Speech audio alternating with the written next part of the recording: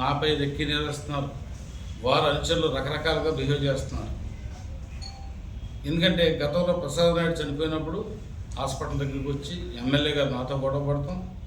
నేను దాన్ని సరే నేను పక్కన నుంచి ఉంటే ఆయన బాడీని చూస్తాకి వెళ్ళినప్పుడు నేను పక్కన నుంచి ఉంటే వాళ్ళ అనుచరులు వచ్చి నా మీద నన్ను కొడతాకు వస్తాం. అప్పుడు కూడా అది కూడా మీడియాలో ప్లే అయింది. అంటే ఇదంతా ప్రీ ప్లాన్డ్గా, అంటే నేను అనేవాడిని నేను ఎక్కడ వెళ్ళేవాడి ఇక్కడ ఉంటాకి వెళ్ళలేదు ఆయన కాన్సెప్ట్ అది. ఏది ఎమ్మెల్యే గారే రెచ్చగొట్టారండి వచ్చి.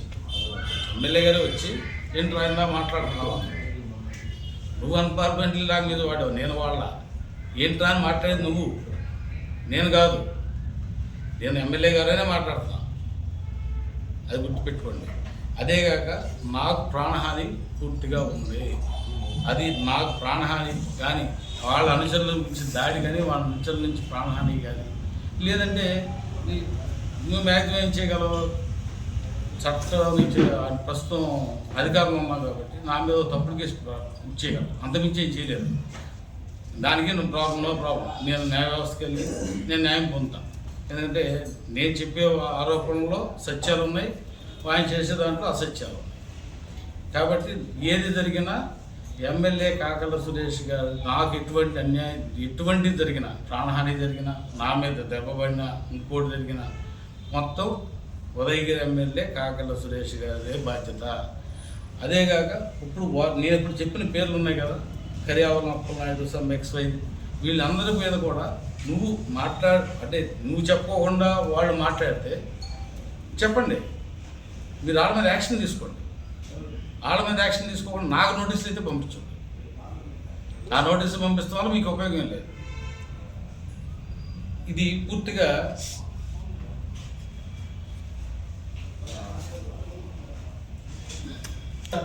నన్ను బెదిరించడానికి చేసిన పనిలాగా ఉంది తప్ప మీరు లీగల్గా ఉన్న వాస్తవాలతో అయితే మీరు రాలేదు.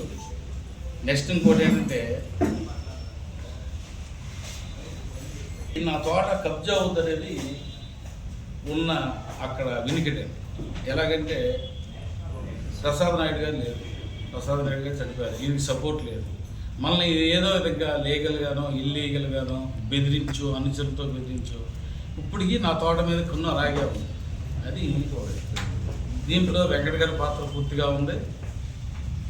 ఎమ్మెల్యే గారి పాత్ర లేదని చెప్తున్నారు కదా ఆయన, లేదంటే సిబిఐ ఎంక్వైరీ కోరి, ఇంకోటి ఏంటంటే సిబిఐ ఎంక్వైరీ కోరమనండి. నెక్స్ట్ నేను ఈ విషయంపై నాకు ఎటువంటి ఆన్సర్ రాకపోతే అటు ఎమ్మెల్యే గారి దగ్గర నుంచి నేను ఈ హెచ్ కేసులో కానీ నా తోట విషయంలో కానీ నాకు ఛార్జ్ షీట్లో న్యాయం జరగలేదని చెప్పి నాకు పూర్తి అపారమైన నమ్మకం ఉంది. కాబట్టి నేను హైకోర్టుకి వెళ్తున్నాను. హైకోర్టుకి వెళ్ళి దీంట్లో ఒక ఎంక్వైరీ, అంటే సిబిఐ అవ్వచ్చు, సిట్ అవ్వచ్చు, లేదా రిటైర్డ్ జడ్జిగా కావచ్చు, ఎవరైనా కావచ్చు, వాళ్ళ చేత నాకు ఎంక్వైరీ చేయించమని నేను హైకోర్టుకి నేను అప్లై చేసుకున్నాను. నేను హైకోర్టుకి అయితే వెళ్తున్నాను. వాళ్ళు ముద్దాయిలుగా ఉన్న ఒక 8 మందిని పోలీసు వారు పట్టుకున్నారు. చంపిన వారు కానీ రెక్కి నిర్వహించిన కానీ వారిని పట్టుకున్నారు. వారిని రిమాండ్కి పంపించారు. అంతవరకు సంతోషం. ఇది పోలీసు వ్యవస్థ చక్కగా పనిచేసింది. కానీ నేను ఆ రోజే ఎస్పీ గారికి కానీ తర్వాత ఒక 10 రోజులకో 15 రోజులకు నేను ఢిల్లీ వెళ్ళి NHRC వాళ్ళకి కానీ నేను కంప్లైంట్ చేస్తున్నాను. ఏమని, దీంట్లో కలిగిరి సిఐ వెంకటనారాయణ గారి పాత్ర ఉందని మేము అనుమానిస్తున్నాం. దీనికి ఎమ్మెల్యే గారి మద్దతు కూడా ఉందని మేము అనుమానిస్తున్నాం. మీరు దీని మీద పూర్తి ఎంక్వైరీ చేసి సరైన న్యాయం చేయమని అడిగాం. మేము వీళ్ళిద్దరికే కాక రిటర్న్గా మేము చంద్రబాబు నాయుడు గారికి కానీ, హోమ్ మినిస్టర్కి కానీ, స్టేట్ హెచ్ఆర్సీకి కానీ అన్ని వ్యవస్థలకి, సెంట్రల్ హోమ్ మినిస్టర్కి కానీ అందరూ పంపించాం. ఎక్కడి నుంచి ఎటువంటి ఎంక్వైరీ జరగలేదు. ఎంక్వైరీ ఎందుకు ఆగిపోయిందండి? ఏదో ఒక డిపార్ట్మెంట్ నుంచి మాకు ఎంక్వైరీ జరగాలి. డిపార్ట్మెంట్ జరగకుండా అక్కడ ఎటువంటి ఎంక్వైరీ జరగకుండా అక్కడ ఆపేశారు. ఇది నిజం కాదా?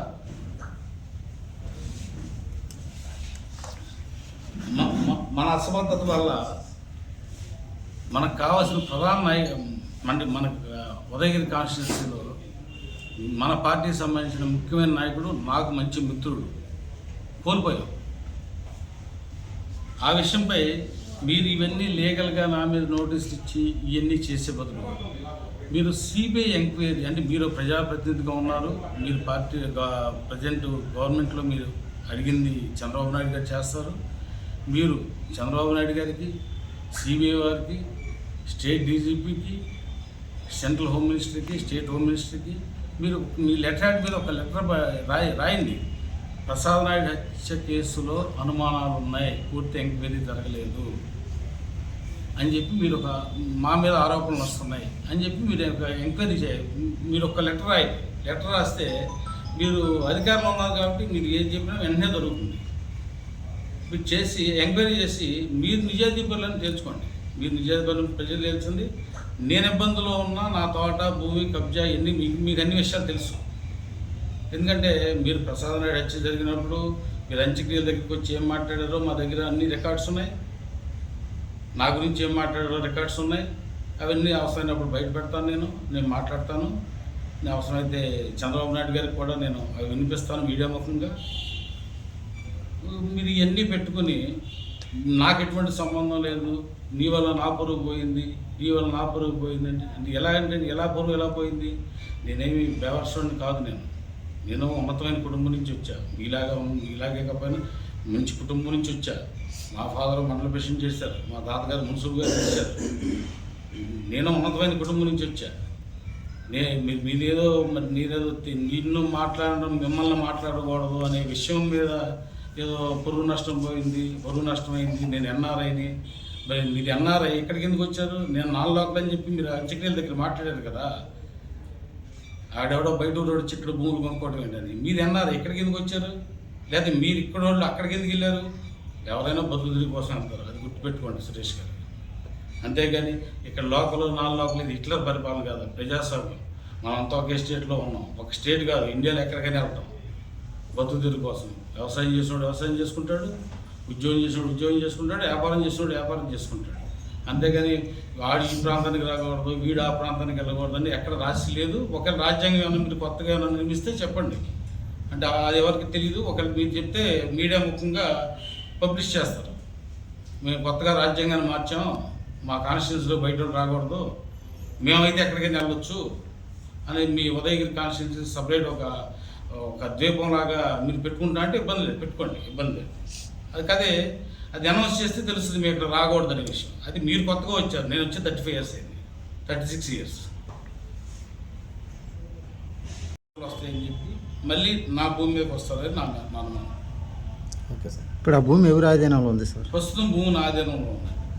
అంటే ప్రస్తుతం అంటే అప్పుడు దగ్గర 3 నెలల్లో ప్రాధాన్యపడ్డా పోలీసు దగ్గర. కానీ అప్పుడు ఎస్పీ గారు లేరండి. అంటే ఎస్పీ గారు అంటే ఆయన సిక్ అయ్యి లీవ్లో ఉన్నారు. అప్పుడు ఇక్కడికి వస్తే సమ్ ఆఫీసర్ వేరే వాళ్ళు ఉండేవాళ్ళు. స్పందనాలు ఇచ్చున్నా, గతంలో 4 సార్లు స్పందనాలు ఇచ్చున్నా.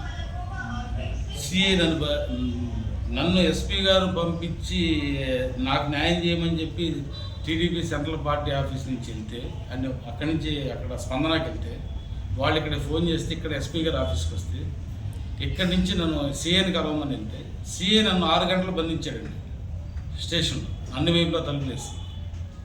నన్ను నాతో పాటు కోవిడ్ సిఐ గారి పేరు వెంకటనారాయణ. అంటే ప్రస్తుతం ఈఆర్లో ఉన్నారు. అంటే నా కేసులో తప్పుకొని తర్వాత కొండాపురం కేసులో ఈఆర్కి వెళ్ళారు. మాకు ప్రసాద్ నాయుడు హత్య కేసులో హత్య జరగగానే ఫస్ట్ కాల్ ఆయనకే చేశాను. ఆయన స్పందన కూడా మీకు కావాలంటే మీడియా వినిపించి అది కూడా నేను మీడియాలో ప్లే చేస్తున్నాను. కుక్క పిల్ల చచ్చిపోయినట్టు, ఒక కోడి పిల్ల చచ్చిపోయినట్టు, సింపుల్. ఒక నాయకుడు చనిపోయాడని మర్డర్ చేశారని చెప్తే చనిపోయారా, ఎవరు చనిపోయారు అంతే, సరే ఎస్ఐని పంపిస్తాను. ఇది అని లాంగ్వేజ్. అంటే ఒక వ్యక్తి అంటే ప్రజల్లో మీరైనా నేనైనా ఒకటే, కాకపోతే మనకన్నా పెద్ద నాయకుడే. ఆయన పోతే కూడా చనిపోయాడా, చంపేశాడా, ఇదండి ఆయన ఫోన్లో లాంగ్వేజ్. అంటే ఆయనకి పూర్తిగా ముందే తెలుసు. వేరే వాళ్ళకి ఫోన్ చేసి వాట్సాప్ కాల్స్లో బెదిరించిన నిజం కాదా, ఆ ఆడియో రికార్డ్స్ కూడా నేను మీడియాలో ప్లే చేస్తున్నా. నెక్స్ట్ మీ సమీప బంధువు, మీ ప్రధాన అనుచరుడు, మీరు సొసైటీ ప్రెసిడెంట్గా ఇచ్చిన వ్యక్తి కరియావర్ అప్పలనాయుడు. ఆ అప్పలనాయుడు నాకు ఫోన్ చేసి మా ఎమ్మెల్యే గారు నిన్ను గతంలో మీడియాలో చెప్పింది అంత తప్పు, చాలా మంచివాడని చెప్పి రిక్వెస్ట్ చేసింది నిజం కాదా, మంచివాడని చెప్పమని చెప్పింది నిజం కాదా? దీనికి అప్పలనాయుడు గారిని మీరే మీ ప్రధాన చెడుగా పెట్టినారు, మీ సొసైటీ ప్రెసిడెంట్ ఇచ్చారు. మీరు మాట్లాడి ఉండుకోకుండా అప్పలనాయుడు గారే మాట్లాడి ఉంటే మీరు అతని మీద యాక్షన్ తీసుకోండి, అంతేగాని నాకు లీగల్ నోటీస్ పంపిస్తుంది కాదు. మీరు అది తెలుసుకోండి.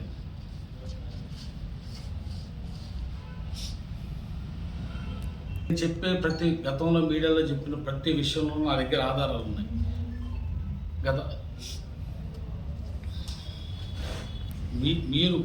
నేను గతంలో మీరు నా భూమి కబ్జా జరిగిన టైంలో నేను మీ దగ్గరికి వచ్చినప్పుడు మీరు నాకు సరైన న్యాయం చేస్తుంటే, పోలీసు వ్యవస్థను సరిగ్గా నడిపుంటే, మాకు ఇప్పుడు నా స్నేహితుడు బొట్టిపాటి ప్రసాద్ నాయుడు నాకు స్నేహితుడు, మన పార్టీకి ముఖ్య నాయకుడు. గతంలో మీరే చెప్పారు ప్రధాన నాయకుడిని కోల్పోయాం, మన పార్టీ చాలా నష్టపోయింది అని చెప్పని చనిపోయినప్పుడు మీరు వ్యాఖ్యలు చేశారు. ఓకే, ఎంతవరకు కరెక్టే. అటువంటి నాయకుడిని కోల్పోవడం అనేది మన అసమర్థత వల్ల జరగలేదు. అది చెప్పండి. నెక్స్ట్ నేను ఎమ్మెల్యే గారికి ఎక్స్ప్లెనేషన్ ఇవ్వడానికి వచ్చానండి. నాకు ఆయన దగ్గర నుంచి ఏం అక్కర్లేదు. నేను ఎక్స్ప్లెనేషన్ ఇవ్వడానికి వచ్చాను. నేను అంతేగాని ఎమ్మెల్యే గారి నుంచి నేను డిమాండ్ చేసి డబ్బులు ఆయన నన్ను డబ్బులు డిమాండ్ చేస్తున్నాను. ఇది పురుగు నష్టం. నేను దానికి రాలేదు. నేను జరిగింది ఏంటి, వాస్తవాలు ఏంటి అని పత్రికాముఖంగా తెలియజేసుకోవడానికి వచ్చాను. Okay sir. మీ పేరు సార్? నా పేరు గారపాటి సదాశివరావు.